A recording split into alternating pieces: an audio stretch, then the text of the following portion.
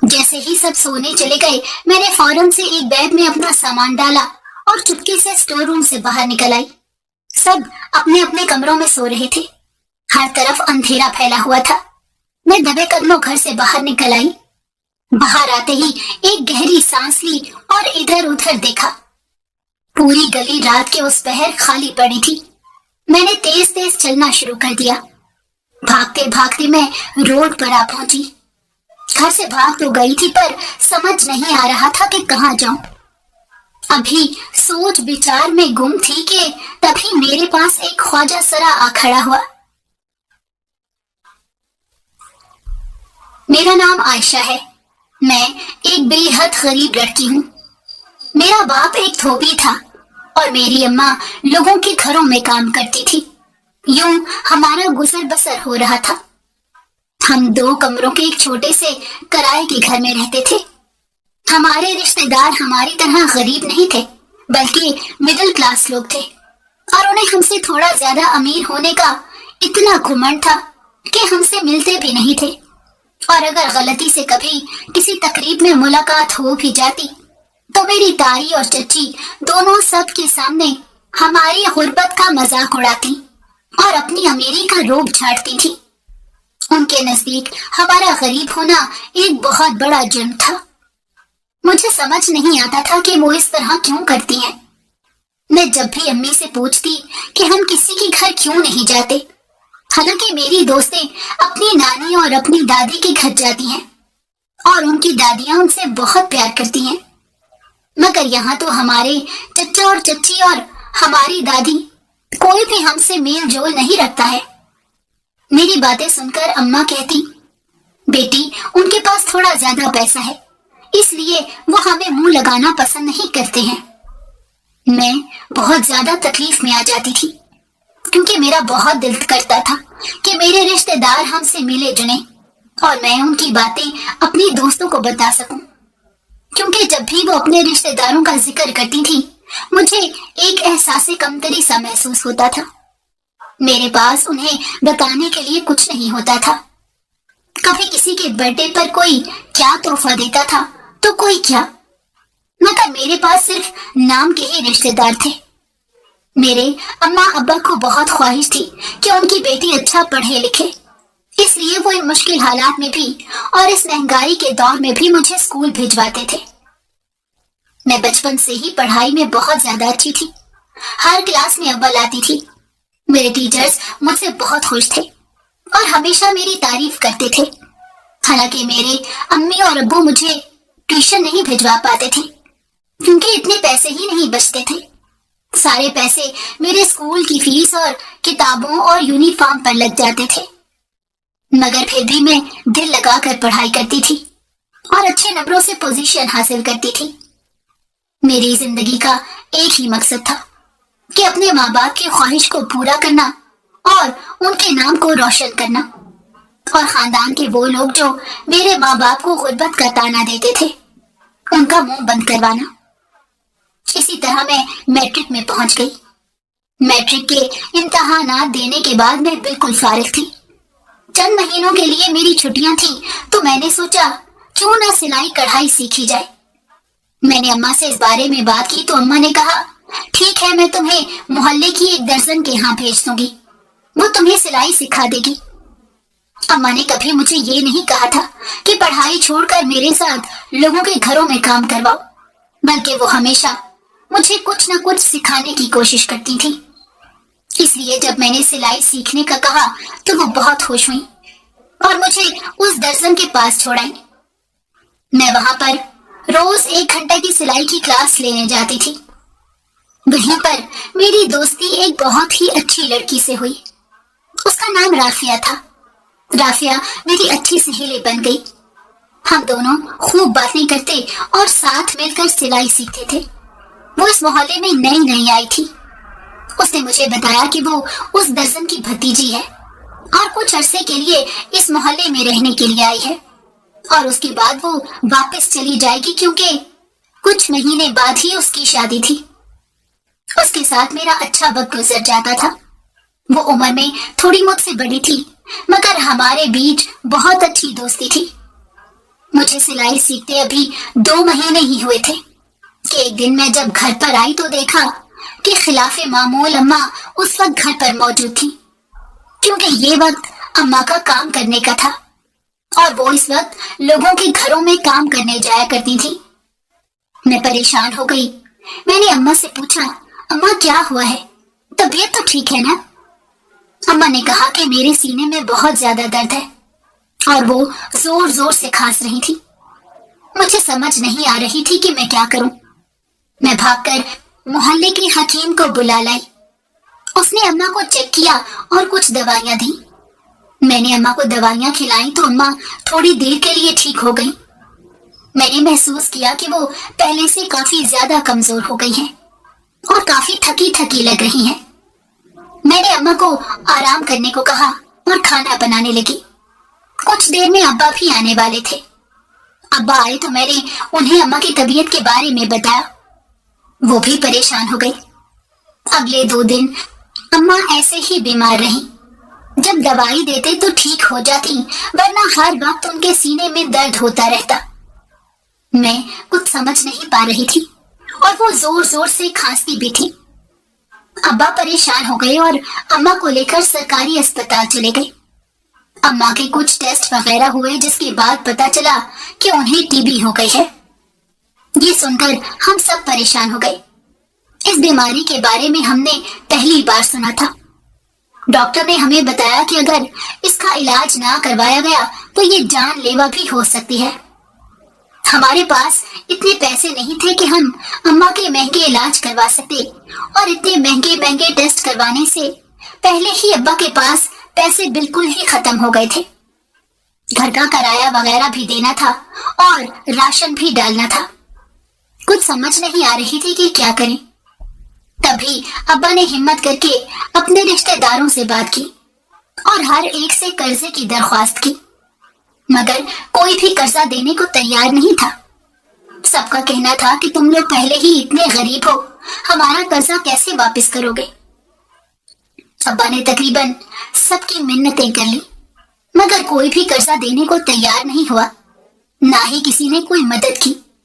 यहाँ तक कि मेरी चच्ची और ताई दोनों हमें लालची कहने लगे और कहा कि तुम्हारी अम्मा झूठा ड्रामा कर रही है ताकि हमसे पैसे ऐंठ सके। उनके इस इल्जाम पर मुझे बहुत अफसोस हुआ और मेरा दिल बहुत बुरी तरह दुख गया। मेरी माँ इतनी बीमार थी और वो इस तरह की बातें कर रही थी जैसे हम कोई लालची लोग हैं और उनके टुकड़ों पर पलते हैं।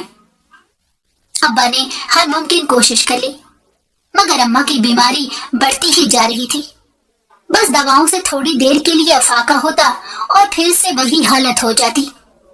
अम्मा ने उसी हालत में कई महीने गुजार दिए। मैं और अब्बा अम्मा की ऐसी हालत देखकर रो पड़ते थे। समझ नहीं आता था कि क्या करें। फिर मैंने हिम्मत की और जिन घरों में अम्मा काम करती थी वहां जाकर मदद मांगी। 1-2 ने तो थोड़ी बहुत मदद की और चंद हजार रुपए हाथों में थमा दिए।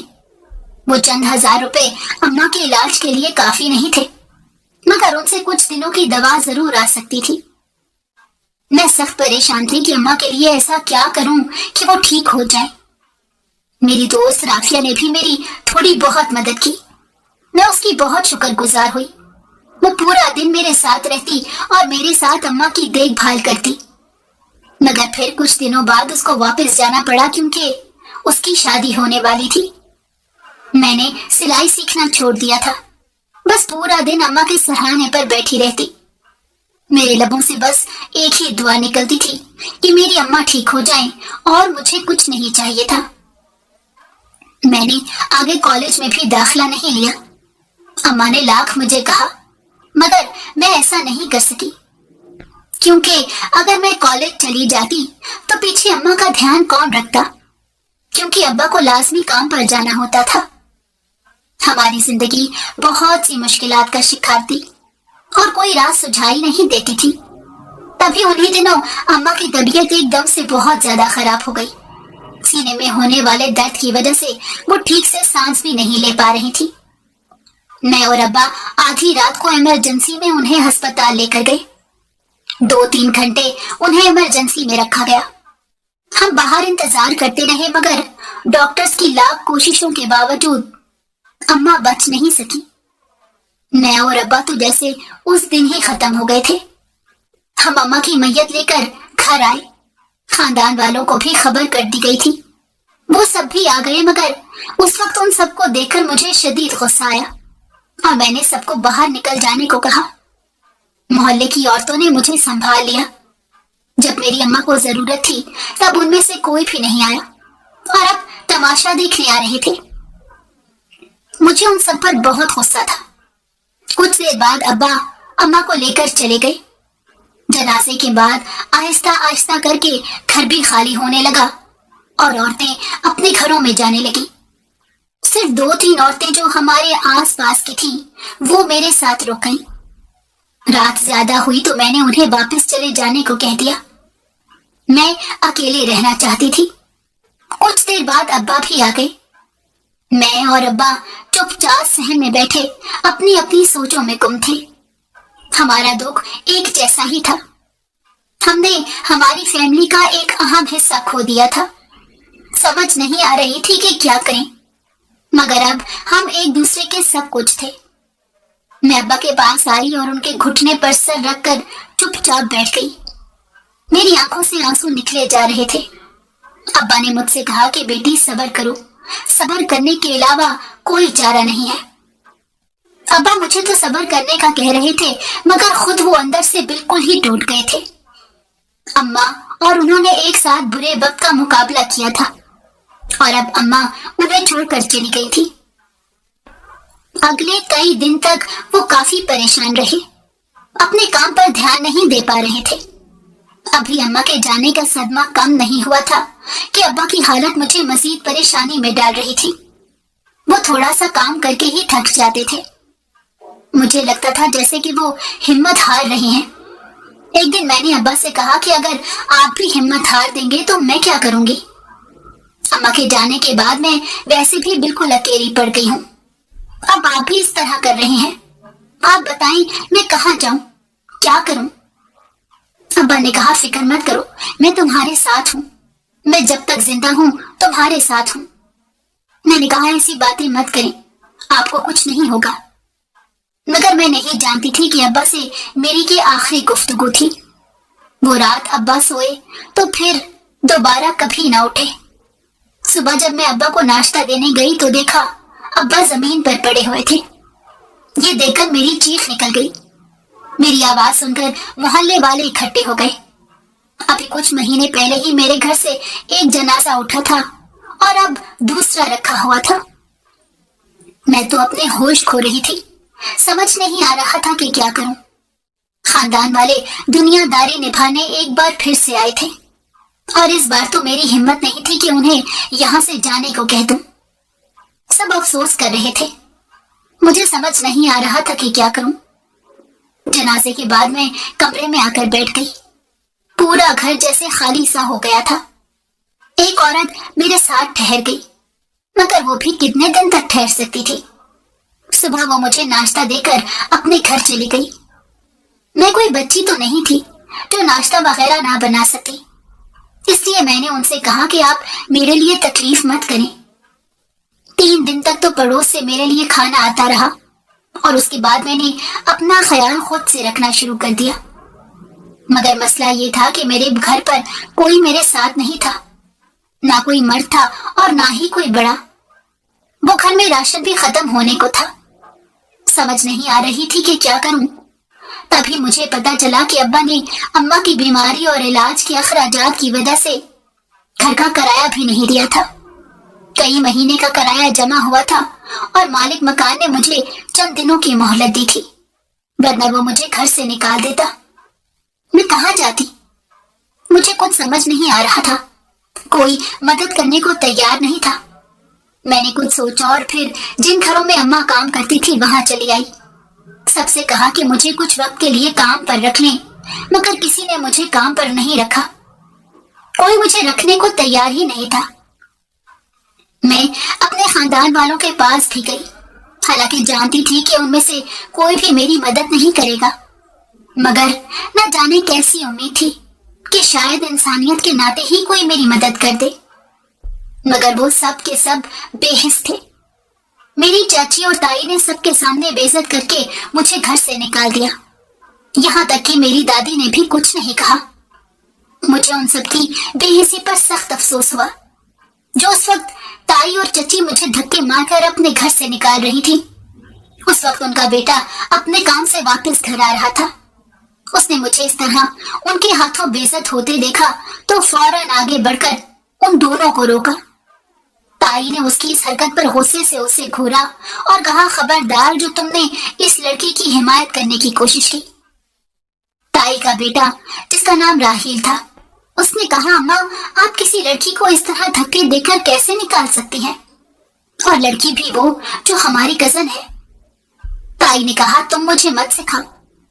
उसने कहा, इसके माँ बाप भी नहीं है, आप कम से कम इस बात का ही ख्याल कर लें। मगर उन्होंने कोई बात नहीं सुनी। मैं रोती हुई वहां से अपने घर वापस आ गई। मेरे पास अब सिर्फ 2 दिन बाकी बचे थे। मोहल्ले वाले भी मेरी मदद करने से कासिर थे। इतना ज्यादा किराया था कि कोई भी दे नहीं सकता था। मैं परेशान हो गई कि मैं क्या करूं, कुछ समझ नहीं आ रहा था। मालिक मकान बार बार आकर तंग कर रहा था। उसने मुझे साफ कह दिया कि जल्द से जल्द किराया दो वरना घर खाली कर दो। मगर मैं किराया कहां से देती? मेरे पास तो खाने पीने के भी लाले पड़ गए थे। न जाने किस किस से मैं मदद मांग चुकी थी, मगर कोई मेरी मदद करने को तैयार नहीं था। मेरे पास कोई काम करने को भी नहीं था। सिलाई जो आती थी उसके लिए भी मेरे पास कोई काम नहीं था। मोहल्ले में बहुत सी औरतों को कहा कि मुझसे कपड़े सिलवा ले, मगर कोई तैयार नहीं हुई। तभी एक दिन मालिक मकान ने मुझे घर से निकाल दिया और सारा सामान भी अपने कब्जे में ले लिया। मैं रोती रह गई। कुछ घंटों के लिए तो एक पड़ोसन के घर पर ठहर गई, मगर उसने भी कह दिया कि मैं तो अपने घर में तुम्हें नहीं रख सकती हूँ, मेरे शौहर को ये पसंद नहीं। मेरे पास और कोई चारा नहीं बचा था। मैं वापस खानदान वालों के पास आ गई। अब की बार दादी ने तरस खाकर मुझे रख लिया और कहा कि कुछ दिन तो यहाँ रहेगी और कुछ दिन अपने मामू के पास। उन्होंने सबको बुलाकर यह फैसला किया। सबने ऊपरी दिल से उसे कबूल कर लिया। मैं कुछ दिन ताई के पास रही। उन्होंने मुझे अपनी नौकरानी बनाकर रखा। पूरा दिन मुझसे घर के काम करवाती और साथ में ताने देती। मेरे पास पहनने ओढ़ने को कुछ नहीं था। वो अपनी बेटियों के फटे पुराने कपड़े लाकर मुझे दे देती और सबके सामने एहसान जतलाती। ताई और चची ने मिलकर मेरा जीना हराम कर दिया था। कुछ दिन बाद मामू के घर रहने की बारी आई तो वहां भी यही हाल था।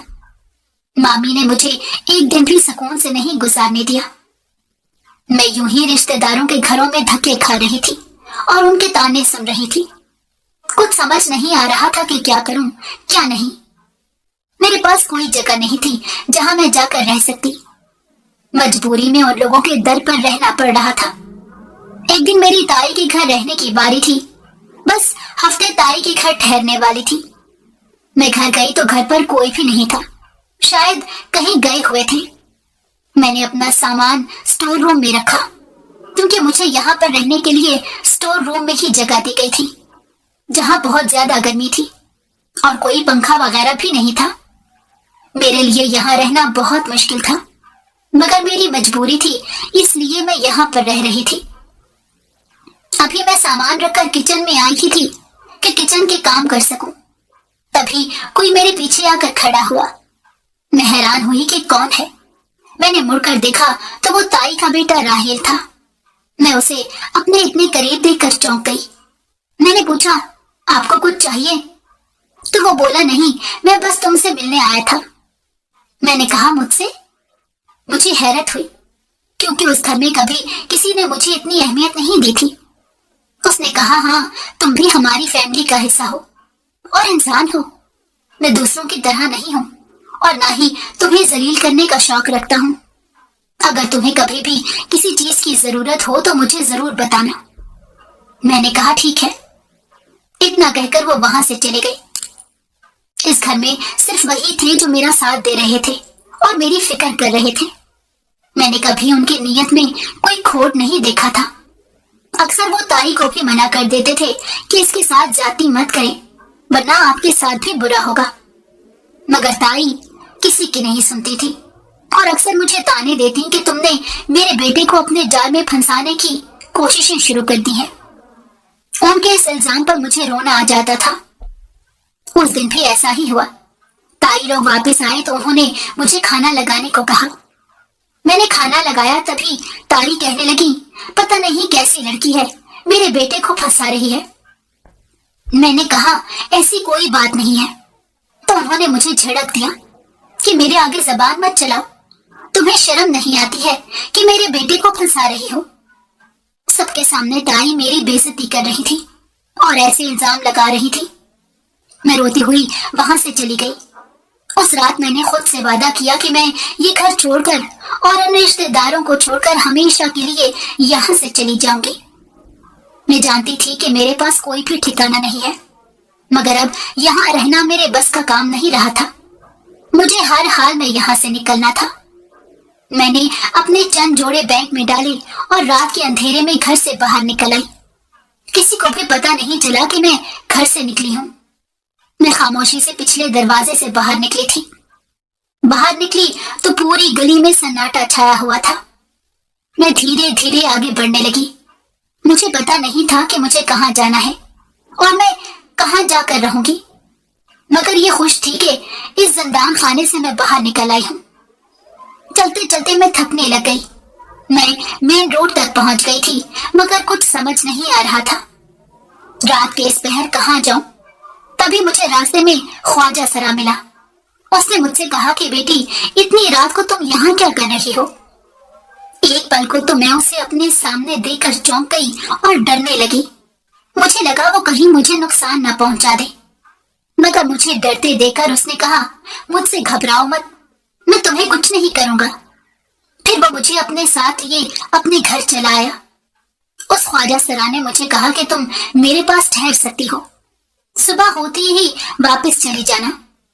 मैंने उसे कुछ नहीं बताया कि मैं घर से भाग कर आई हूँ। जैसे जैसे रात गुजरी, सुबह हुई तो उसने मुझे नाश्ता दिया। फिर मुझसे पूछा कि तुम आधी रात को सड़क पर क्या कर रही थी? मैंने कुछ सोचा और फिर उसे अपने बारे में सब कुछ बता दिया, जिसे सुनकर वो अफसोस करने लगा। फिर उसने मुझसे कहा कि देखो, परेशान मत हो, तुम अब अपने घर वापस जा सकती हो। मैंने उसकी बात पर हैरान होकर उसकी तरफ देखा और कहा कि वो लोग बहुत जालिम हैं, मुझे अपने घर वापस नहीं रखेंगे। मैं कैसे जाऊं? वो मुझे मार देंगे। वो बोला, डरो मत, मैं बोल रहा हूं ना, मुझ पर यकीन रखो। तुम वहां जाओ, वो तुम्हें कुछ नहीं कहेंगे, बल्कि खुशी खुशी तुम्हारा इस्तकबाल करेंगे। उसकी बात ही मुझे हैरत में डालने के लिए काफी थी। मैंने कहा, ठीक है, अगर आप इतना जोर दे रहे हैं तो मैं चली जाती हूँ। कुछ देर बाद मैं उसके घर से निकलकर अपने घर की तरफ वापस चली आई। अपने घर गई, जो रिश्तेदारों का घर था। मैं नहीं जानती थी कि वो लोग मेरे साथ क्या सलूक करेंगे। जब उन्हें पता चलेगा मैं रात को उनकी बेखबरी में घर से भाग गई और अब वापस आ गई हूँ। शायद ताई तो मुझे धक्के देकर घर से ही निकाल दे। मुझे कुछ भी समझ नहीं आ रहा था, मगर मैं हिम्मत करके उस ख्वाजा सरा की बात मानकर धीरे धीरे घर की तरफ बढ़ रही थी। मैं गली में आई तो मेरी टांगें कांप रही थी, मगर मैंने हिम्मत की और घर का दरवाजा बजाया। दरवाजा छोटे कजन ने खोला। मुझे देखते ही शोर मचाता हुआ अंदर चला गया कि आयशा आ गई है, आयशा आ गई है। सब उसकी आवाज सुनकर सहन में आ गए। मैं अंदर ही अंदर बेहद डर रही थी कि ना जाने वो लोग मेरे साथ कैसा सलूक करें और मुझ पर कैसे कैसे इल्जाम लगाएंगे। मैं अपनी जगह जमकर खड़ी हो गई और नजरें जमीन पर गाड़ ली, मगर हैरत की इंतहा न रही जब ताई और चच्ची आगे बढ़ी और मेरे गले से लग गई और कहने लगी, बेटी तुम आ गई हो। मैं उनकी बात सुनकर हैरान रह गई कि अचानक से उनका रवैया कैसे बदल गया। आखिर कौन सा जादू चल गया है जो ये एक रात में ही बदल गई है? जो मुझे अपने घर में कभी देखना नहीं चाहती थी, अब मेरा इंतजार कर रही थी, मेरी रात तक रही थी। मैंने हैरत से सबको देखा तो सबके चेहरों पर खुशी थी। जैसे सब मेरे आने से काफी ज्यादा खुश थे। मैं समझ नहीं पाई कि ये सब क्या हो रहा है। वो दोनों मुझे अपने साथ लिए अंदर चली गईं और एक कमरा दिया और कहा कि आज से तुम इस कमरे में ही रहोगी।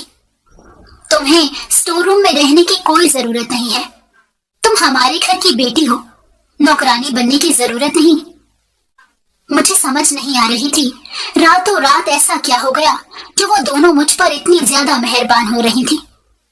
मैंने जब उन दोनों से पूछा तो वो बोली, कुछ नहीं, हमें अपनी गलती का एहसास हो गया है। तुम्हारे जाने के बाद एहसास हुआ कि तुम्हारे बिना तो ये घर अधूरा है। बहरहाल मुझे उनकी बातों पर यकीन नहीं आया, मगर मुझे रह रहकर उस ख्वाजा सरा की बात याद आ रही थी जो उसने मुझसे कहा था कि घर जाकर कमाल देखना, और ये वाकई में कमाल हो गया था। राहील जब घर आया तो उसने देखा सब मुझसे अच्छे से पेश आ रहे हैं, तो वो भी खुश हो गया कि शायद सब लोग बदल गए हैं, मगर हकीकत तो शायद उसके बरक्स थी। अगले कुछ दिन वो मेरे साथ बहुत अच्छे रहे। घर के कोई काम को हाथ नहीं लगाने दिया। चची और ताई हर वक्त एक अजीब सी औरत से मिलती रहती। वो आती हमारे घर में और पूरे घर के कोने कोने को देखती और मुझे दुआ देकर चली जाती। मैं हैरान होती। मैंने पूछा, चची ये कौन है? तो वो बोली, तुम हमारे लिए खुश नसीब हो, तुम्हारे आने से हमारे घर दौलत आने लगी है। हमें पीरनी साहिबा ने बताया है कि अगर तुम हमारे घर रहोगी और हम तुम्हारे साथ अच्छे से रहेंगे तो हमारे घर जल्द बहुत ज्यादा दौलत आ जाएगी। मैं हैरान हुई कि ये कैसी बातें कर रही हैं। उन्होंने कहा, तुम्हें हमारी बात पर यकीन नहीं तो अपने कपड़े देखना जो उस रात तुमने पहने थे। उनकी बात सुनकर मैं फौरन से अलमारी की तरफ गई और उसे खोलकर अपने उस रात वाले कपड़ों को निकाल कर देखा, तो ये देखकर रूह कांप गई कि मेरे कपड़ों के साथ एक तावीज लटका हुआ था। मुझे समझ नहीं आया कि वो तावीज वहां क्या कर रहा है। मैंने जब ताई से इस बारे में पूछा तो उन्होंने कहा कि जिस रात तुम गुम हुई थी उसी रात एक पीरनी हमारे घर आई थी और उसने कहा था कि तुम्हारे घर की लड़की एक ख्वाजा सरा के पास गई है और वो उसे तावीज देगा जिसके जरिए तुम्हारे घर में बहुत ज्यादा दौलत आ जाएगी और तुम लोग जल्द बहुत अमीर हो जाओगे। मैं हैरान हो गई कि उस ख्वाजा सरा और उस पीरनी का क्या लेना देना है, और कुछ दिन बाद ये बात भी खुल गई। असल में वो ख्वाजा सरा उस रात वहां पर ऐसे ही घूम रहा था। वो रोज रात को किसी न किसी को बेवकूफ बनाता और उस पीरनी की मदद से लोगों को लूटता था। एक दिन वो पीरनी हमारे घर आई और उसने सबकी आंखों में धूल झोंककर खामोशी से हमारे घर का सोना चुरा लिया। जब ताई और चच्ची को इस बात का एहसास हुआ तो दोनों सर पकड़कर बैठ गई, क्योंकि उस पीरनी का अब कहीं अता पता नहीं था। तभी दोनों मुझ पर चढ़ दौड़ी और बोली कि ये सब तुम्हारी वजह से हुआ है। तुम उन लोगों के साथ मिली हुई थी, तुमने उनकी मदद से हमारे घर का सोना चुरा लिया। मैंने कहा, इसमें मेरा क्या कसूर है? उस पीरनी को मैं थोड़ी लाई थी, आप लोगों ने ही अंधा एतमाद किया था। मैं तो गलती से बस उस ख्वाजा सरा से टकरा गई थी। मेरी गलती बस इतनी सी थी। मुझे क्या पता था कि वो दोनों मिले हुए हैं, मगर उनमें से किसी ने मेरी कोई बात नहीं सुनी और मुझे धक्के देकर घर से निकाल दिया। अब मुझे कुछ समझ नहीं आ रहा था कि मैं कहाँ जाऊं। मेरे पास रहने की कोई जगह नहीं थी। मैं अपने पुराने मोहल्ले में चली आई। मैंने सबसे मदद की दरख्वास्त की, मगर किसी ने मुझे अपने पास नहीं ठहराया। तभी मुझे राफिया का ख्याल आया। मैं दर्जन आंटी के पास गई और उससे राफिया का नंबर लिया और उसे कॉल करके कहा कि मैं मुसीबत में हूँ। उसने कहा, ठीक है, तुम मेरे पास आ जाओ। मैं उसके बताए हुए एड्रेस पर पहुंच गई। मेरे पास पैसे भी नहीं थे। राफिया ने मेरा किराया दिया था। वो फौरन मुझे घर के अंदर ले गई। वो अपने शौहर के साथ अलग रहती थी। उसने कहा कि मेरे शौहर अभी काम पर गए हुए हैं, तुम बताओ तुम्हारे साथ क्या मसला हुआ है। मैंने उसे सारी बात बता दी। वो ये सब सुनकर अफसुर्दा हो गई और कहा कि तुम्हारे रिश्तेदार तो हमेशा से ही ऐसे थे और अब तुम पर चोरी का भी इल्जाम लगा दिया है। तुम क्या करोगे? अब मैंने कहा कि मैं नहीं जानती कि मुझे क्या करना चाहिए, मगर मेरे पास इस वक्त कहीं भी रुकने की जगह नहीं है। क्या मैं कुछ वक्त तुम्हारे पास ठहर सकती हूँ?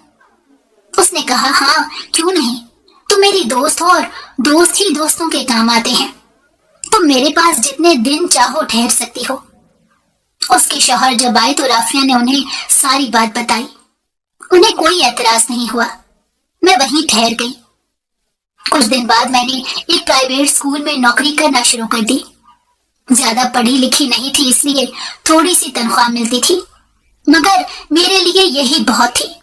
कम से कम मैं राफिया और उसके शौहर पर बोझ नहीं बनना चाहती थी।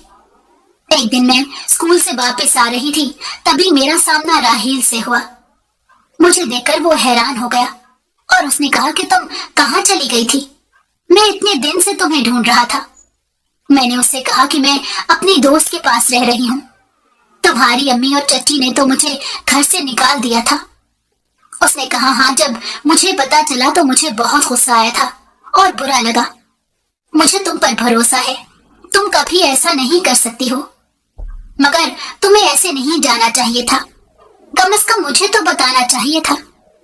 मैंने कहा, मेरे पास आपका कोई कांटेक्ट नंबर नहीं था, मैं कैसे बताती? ठीक है, अब तो मुझे अपने घर का एड्रेस बताओ। मैंने कहा, मैं आपको लिए चलती हूँ।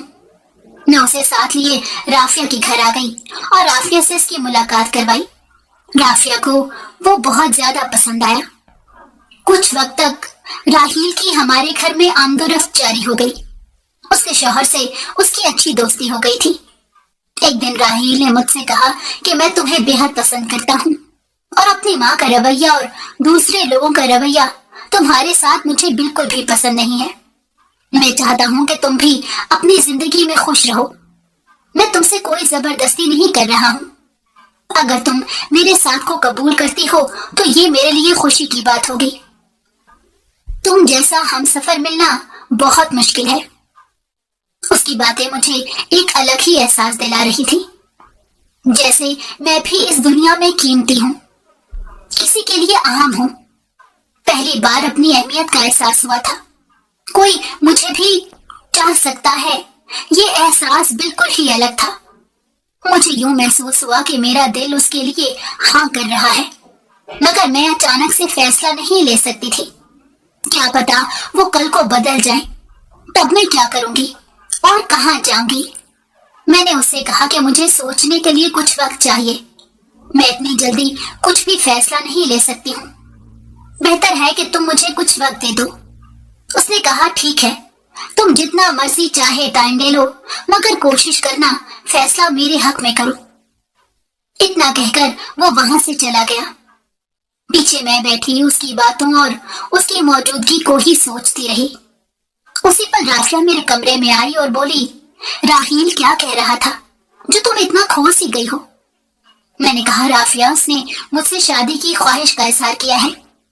मेरी बात सुनकर वो अपनी जगह से उछल कर रह गई और बोली, ये तो कितनी अच्छी बात है, अब तुम भी अपनी जिंदगी में खुश रहोगी, और वो तो है भी बहुत अच्छा लड़का।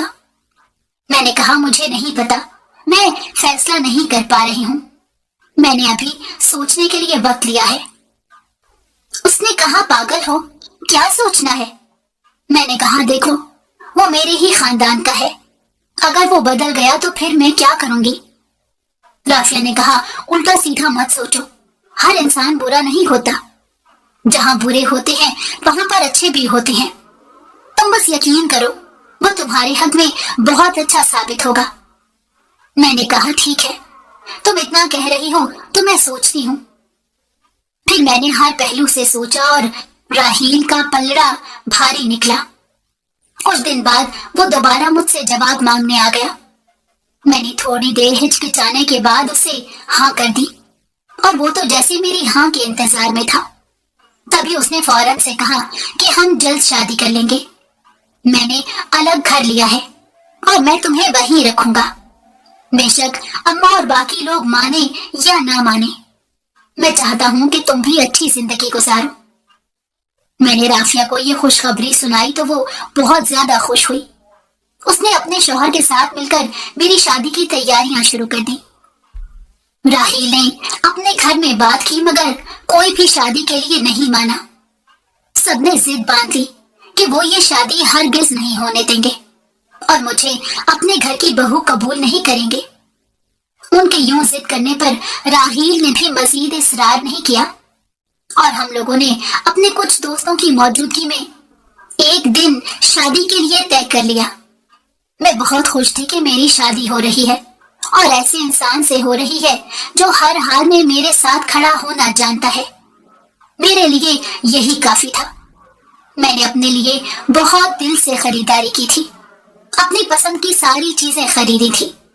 मुझे राहिल ने अलग से पैसे दिए थे ताकि मैं अपनी शादी की तैयारियां कर सकूं, मगर मुझे अपने माँ बाप की कमी बहुत ज्यादा महसूस हो रही थी। मुझे याद आ रहा था कि मेरी माँ कैसे मेरी शादी की बात किया करती थी और ख्वाब सजाया करती थी, मगर आज भी इस दुनिया में नहीं थी। मेरे बाबा मुझे बहुत अच्छे से रुखसत करना चाहते थे, मगर मुझे यकीन था कि मेरी खुशी में वो जरूर खुश हैं। अगर आज वो जिंदा होते तो मुझे खुश देखकर हमेशा खुश रहते। अगले जुमे को हमारी शादी थी। सारी तैयारियां मुकम्मल थीं। उसी शाम मैं और राफिया घर में शादी की तैयारियों में ही लगे हुए थे। शादी हमारे घर में होनी थी। छोटी सी दावत रखी थी। हम उसकी तैयारियां कर रहे थे और मेहमानों की लिस्ट बना रहे थे तो घर का दरवाजा जोर जोर से बजने लगा। मैं और राफिया एकदम से डर गए कि न जाने इस वक्त कौन है और यूं दरवाजा क्यों बजा रहा है। राफिया ने कहा कि रुको, मैं देख कर आती हूँ कि इस वक्त कौन है, और ये कहकर वो दरवाजे की तरफ चली गई। थोड़ी देर बाद वो वापस आई तो उसके साथ मेरी ताई और चच्ची थी। उन्हें देखकर मैं एकदम परेशान हो गई। मैंने कहा, ताई आप? मुझे देखते ही वो बोली, हाँ मैं। तुम्हें क्या लगा था तुम यूं छुप छुप के शादी कर लोगी और हमें पता भी नहीं चलेगा? मैंने कहा, ऐसी कोई बात नहीं है। उन्होंने कहा, तुम्हारी बहुत अरसे से मेरे बेटे पर नजर थी ना, और अब तुम अपने मकसद में कामयाब हो गई हो। तुम मुझसे मेरा बेटा छीनना चाहती थी। मैंने कहा, ताई आप गलत समझ रही हैं। मेरा ऐसा कोई इरादा नहीं था। राहिल ने मुझे खुद आकर शादी के लिए कहा था। मगर दोनों ने मेरी कोई बात नहीं सुनी और मुझ पर चीखने चिल्लाने लगी। राफिया ने घबराकर फौरन से राहिल को फोन कर दिया और उसे यहाँ आने को कहा। कुछ देर बाद वो वहां पहुंच गया। उसे देखकर ताई चुप हो गई और उसकी वजह यही थी कि वो उनका इकलौता बेटा था जो अच्छा खासा कमाता था और पैसों के लिए तो ताई कुछ भी कर सकती थी। उन्हें यही डर था कि मुझसे शादी करके वो मुझे अलग रखेगा और शायद उनको पैसे देना बंद कर देगा। वो लोगों के सामने पैसों का रोब झाड़ती थी। वो ये सब नहीं कर पाएंगी। राहिल ने आकर उन्हें चुप करवाया और घर भेजा और कहा कि आइंदा यहाँ मत आना। उसकी सख्ती से कहने पर वो दोनों वहां से चली गई। मैं बैठकर रोने लग गई।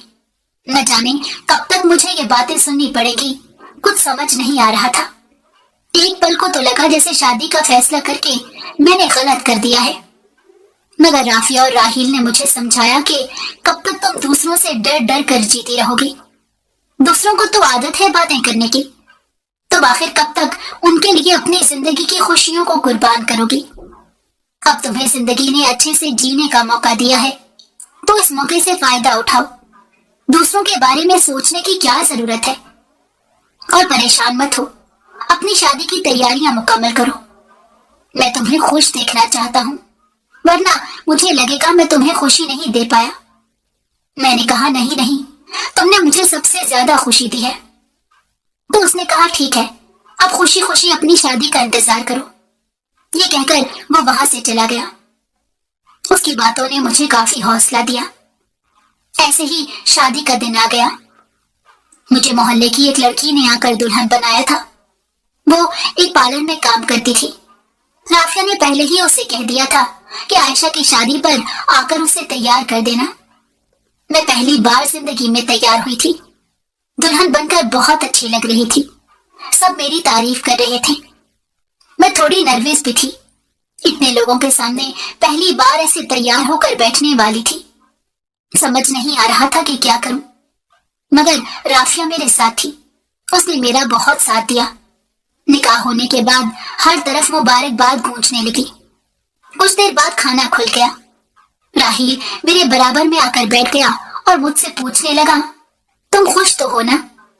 میں نے کہا میں بہت زیادہ خوش ہوں، اور یہ میری زندگی کا پہلا دن ہے جب میں بہت زیادہ خوش ہوں، اور میں چاہتی ہوں کہ اب میں ساری زندگی خوش رہوں اور مجھے اپنے فیصلے پر کوئی پچھتاوا نہیں ہے۔